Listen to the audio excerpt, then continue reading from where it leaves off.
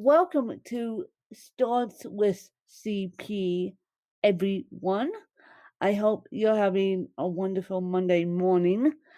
Um, I have a little bit of a project going on along with school that we're affectionately naming Project Hibiscus because, yeah, and basically what's going to happen on Tuesday is Project Hibiscus is going to be taken to another level.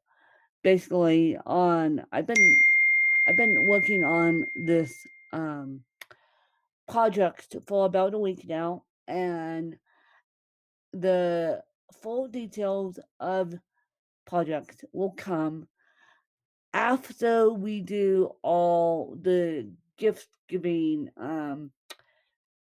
wish list, and then like during our life update, during when we record a life update for you guys, both on Ask Gwen and the artwork of CP, aka Starts with CP.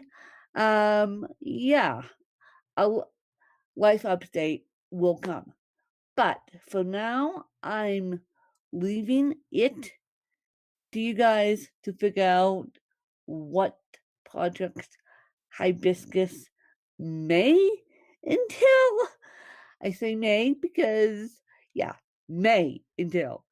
But I have, and as soon as I announce the details, I'm going to be recruiting you guys to help me the best you can.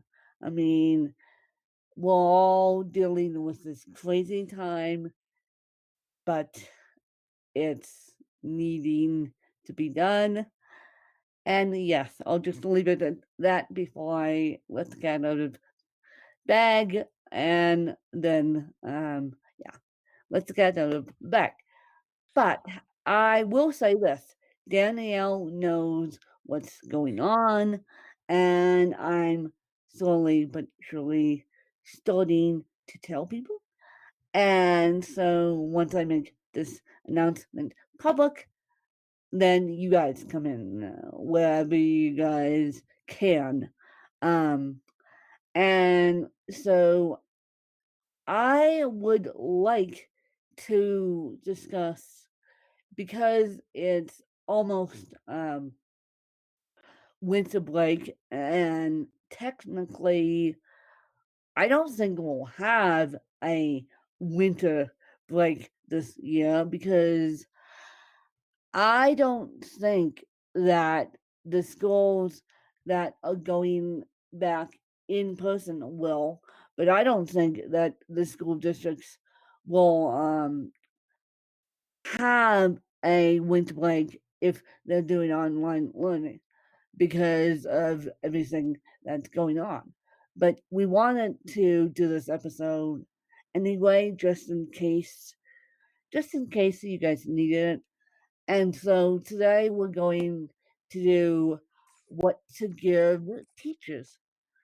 And yes, I'm going to tell you one thing straight off the bat. Don't, don't, don't give us the coffee mugs. I say us because I'm a retired one of you people. And I left during at the beginning of the pandemic. I was supposed to leave in May. I put out in the universe and manifested that I would quit my job and start taking care of my dad, quite frankly, not only me, but my dad and his care, because I'm better at care and looking under rocks than he ever was. I mean, I had to look under my own rock when he was alive to find my care, and I picked that project up. He started it, and he he said, "When you talk too much." That was his quote, not mine. And he started it, and then he, went into the hospital as we believe it or not, as we were transitioning me on to long-term Medicaid, he decided to get lung cancer and go into the hospital undiagnosed. Lung cancer decided, well, I should put it this way, lung cancer decided to sneak up on him and he refused to go to the doctor. And so, as we were transferring me on to long term Medicaid, he decided to go into the hospital, not being able to breathe because of lung cancer sneaking up on him.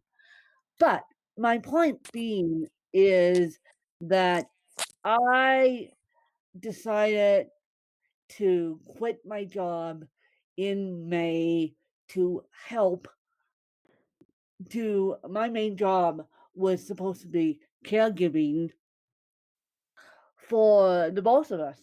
Caregiving for the both of us because and my main job was supposed to be a 50-50 split between my dad and myself. Caregiving for him 50%, caregiving for me 50%, because obviously with lung cancer, you have to go through chemo and surgeries and all that jazz. So I was going to put myself on the charge of, and now a lot of people don't know this, but I was going to put myself on a charge of being his primary contact and taking care of him slash taking care of myself slash doing content creation. But I that was all in 2019. Well, when the pandemic hit, I emailed my boss graciously. I said, well, what do you want me to do? The pandemic is here. I'm home. And what do you want me to do? And they said, well, we don't have a plan. Well, dums, they were just coming off spring break. So they didn't think about a plan. They knew that schools up and down the all across the country were either going, well, at that time, back in March, they were going virtual and virtual only. And so those guys weren't helpful. I was above on the log, as I said. I was above on log, as I said, with those guys. So, long story short, I decided to quit my job, but because I'm a retired educator, I can't forget my educators out there who are still struggling, and a lot of people are resigning this year just because of and going into different jobs and or or if they truly love it, they're sticking with teaching. Well, God bless you if you truly love it and could stand through a pandemic. I can't personally because I'm at high risk for what's going on. And as you guys know, I don't have what's going on. I have the cough, but I am 99% sure that's asthma. And the reason why Project Hibiscus got kicked into gear was because of CP and 99% sure of me being asthmatic. And so that's enough of my rambling. But what I do want to say is that I want to start off with this. When you're dealing with teachers as parents or even a teacher yourself, please, please, please, please, I'll start with the parent perspective, then I'll go into the teaching perspective. So, the parent perspective is please, please, please, please, please, and this is a gift that doesn't cost anything monetarily. It doesn't cost anything. It just costs a little bit of time. Don't fight with the education system. Do not fight with the education system. And please, just do not, because we're going through a lot. We're going, I say, retired of us, those of us who are retired, and those of us who are still in the force are going through a lot with this pandemic. I mean, X, Y, and Z, pandemic, no pandemic, teachers still go through a lot, and they don't get paid very much. So please don't fight the education system. And now, from the teacher's perspective, you get a lot. You'll get a happier teacher, a happier classroom, a happier child if you don't fight the teacher's perspective because they're on the team with the child. Now, moving on monetarily, um, I would say, and this is something I said on the work of CP yesterday, I would say, know how teachers do a Amazon wish list of what they need for their classroom? Well, you guys may have to sneakily email teachers and say, create me on Amazon. And you can do this as a group of parents too. Create me and let's say about 5 other parents a Amazon wish list again of what you really truly need for yourself or for your classroom. And then once a person clicks on it and that um, buys that thing, it goes off the Amazon wish list. So you can go down the line and have one parent pick up this, one parent pick up box of crayons, one parent pick up the box of gloves, medical gloves, one parent pick up the clear mask. Thank you very much. One parent pick up the box of clocks, wipes. Thank you very much. Pandemic related, I know. And one pick up the box of colored paper, so on and so forth. One pick up box of Sharpies, and you get my drift. And the reason why I'm saying that we need to put Amazon wish list together is even though schools have a budget, and I've told people this publicly, and they are shocked because they didn't realize how it goes.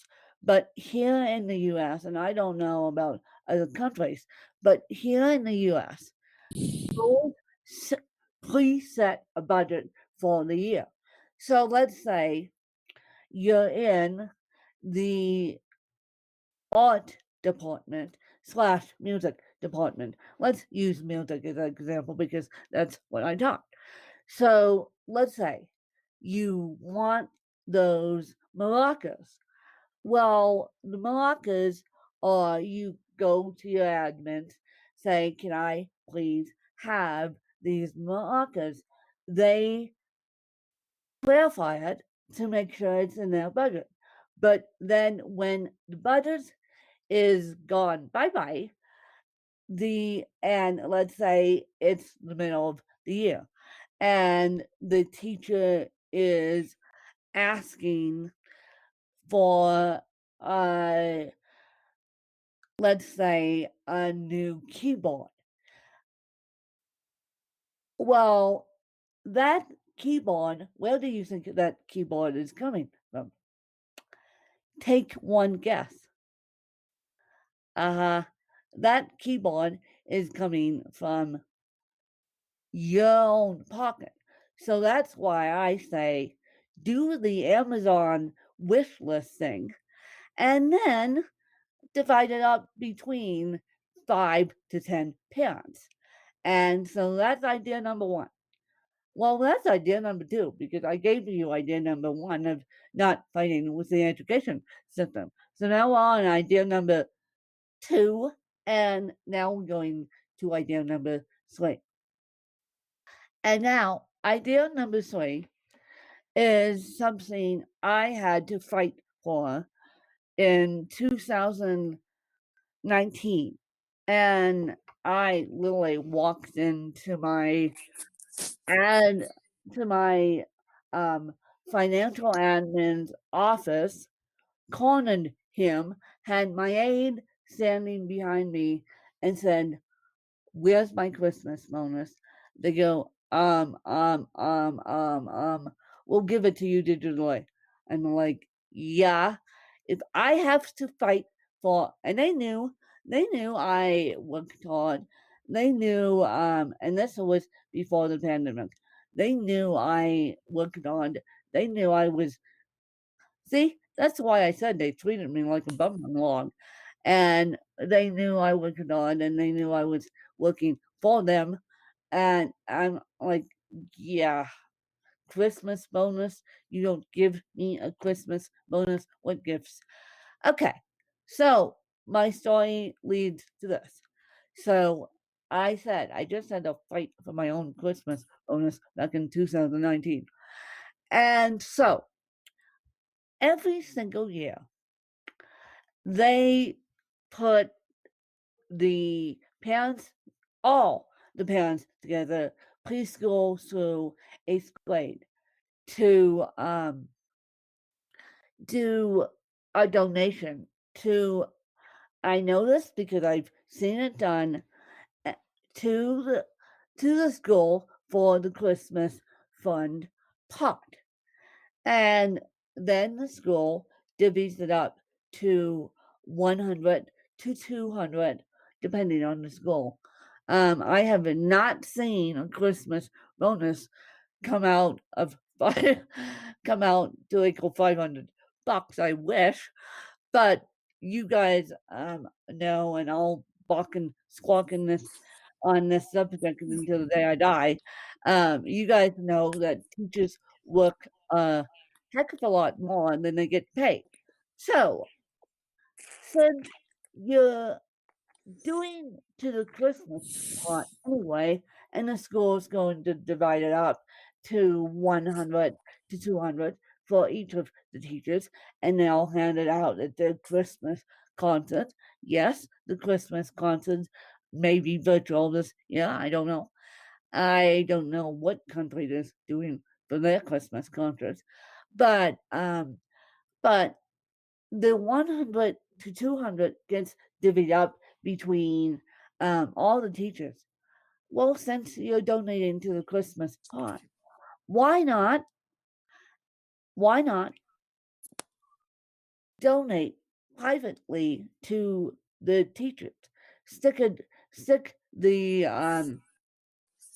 $300 in a Christmas card and say, "Here's $300," and that will make a teacher happy. And now, for those of you who bake, you could ask the teacher, and teachers love this. For those of you who bake, you could ask the teacher, "What is your favorite Christmas cookie?" Not the kids, per se, the teacher. You could ask the teacher, "What is your favorite Christmas cookie?" And social distance, um, not physically distance, but social distance. You can be Santa's little elf. They can tell you the. I would say if you bake, you could probably do 5 and be Santa's little elf, or have better yet, have your child be Santa's little elf and say, as a teacher, what is your favorite cookie, man or woman? And because men land up in teaching too. And then you could take that to the whole next level on teaching your child about baking. So, here's a lesson for today, and also a lesson into this list too. So, you want to teach your child mathematics. Well, why not teach them mathematics while baking? How many cups of flour go into a cookie recipe? And then you can wrap the cookies in all sorts of fancy Christmas-y paper and then go deliver it with your child and make your child do the delivering aspect. If they have a disability, they can still do it. They can still do it and make and just do a lesson while baking cookies for the teacher. A lesson on mathematics while baking cookies for the teacher. And so then you got that covered. And they will love that because most teachers don't get asked what they want. Most teachers, when it comes to food, have to deal with the peanut allergies and the gluten-free kids or the kids not bringing in enough cupcakes or so on and so forth. You guys catch my drift on that one too. So yeah, that's the third thing you actually that's the fourth thing you can do because the third thing is financial. And then the fifth and final thing you can do is ask them what what their favorite thing is in the whole wide world, whether it's fuzzy socks, PJs, or whether it's a gift card. And what I would say is you can go to gift card land, whether it be Jamba Juice or Starbucks or every which way, and buy them a $100 gift card and then stick that in the envelope too. And I'm adding an extra one in here because um extra I'm being nice this year. Elf Win is being nice this year and adding that extra one in. And so the extra one is you can always I'm actually adding 2 extra ones in because teachers always need help. You can always say to the teacher in a note or physically, and they can teach you most people now know how to use Zoom. And so they can teach you how to do it. Why not volunteer in your child's classroom?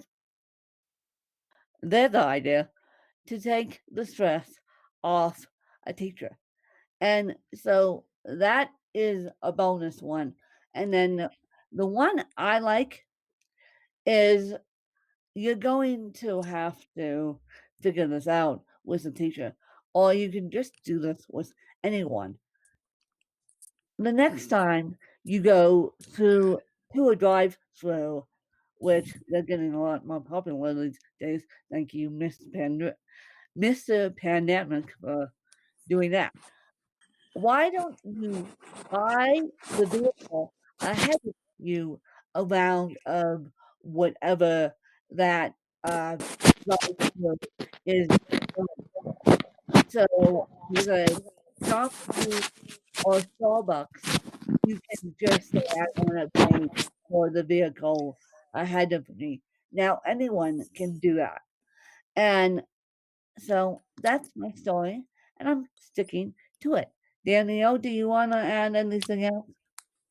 Uh, uh, uh, leave you. Yes, she agrees with me. Yeah. Yes, Yeah. and No. Oh. all of it. She agrees with me because she was in well, you know this. She was in special ed, and she saw the struggles as a student in special ed, and it Yeah. it really affected her actually.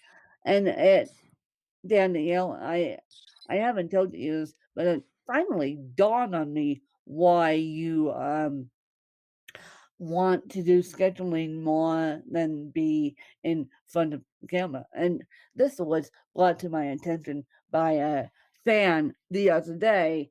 And because he asked me, he said, well, why does Danielle like to do scheduling? And I said, well, that's the job I gave her, and that's the job she's good at. And then it dawned on me as we continued the conversation on the Extraordinary podcast run by the fabulous Nate Garrison. Thank you very much. It dawned on me because he mentioned you and we started talking about you. And I wanted to ask you this, and you don't have to tell me this publicly, but I wanted to put this out there. You can answer me this via text too, or you can answer it publicly. Do you feel because you got bullied in um, in Kansas City in school that it shook your confidence just a little bit enough so that you could be not so pleasant in front of the camera? And do you feel like I know you're excellent at scheduling, I call you the scheduling queen to everyone, but do you feel like because you were bullied due to cerebral palsy, you feel like that shook your confidence a little bit? Now, you don't have to tell me that publicly, you can tell me that privately via text, but I just wanted to put that out there to you because that dawned on me. Okay. The the other day, that dawned on me, and I would think that if you guys help um, the teachers in the classroom, I would think if the kids are being mean towards the kids, yes, with the mask on, yes, they have clear mask. Go get teachers a box of clear mask just so we can make the educational environment a little bit more user friendly this year because I don't know when the pandemic is going away. I don't, and the good news on that is that Eli Lilly, one of the medical research firms, has done a drug test, and Pfizer is doing a vaccine. So Pfizer is doing a vaccine, which makes me very happy.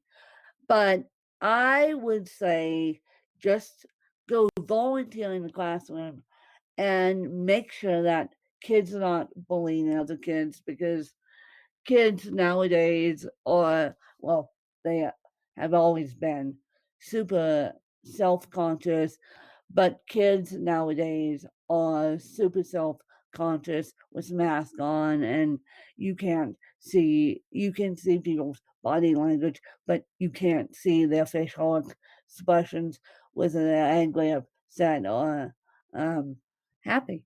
So just be aware that volunteering and not fighting with the education system is the greatest gift that you can give teachers. And we are out of here.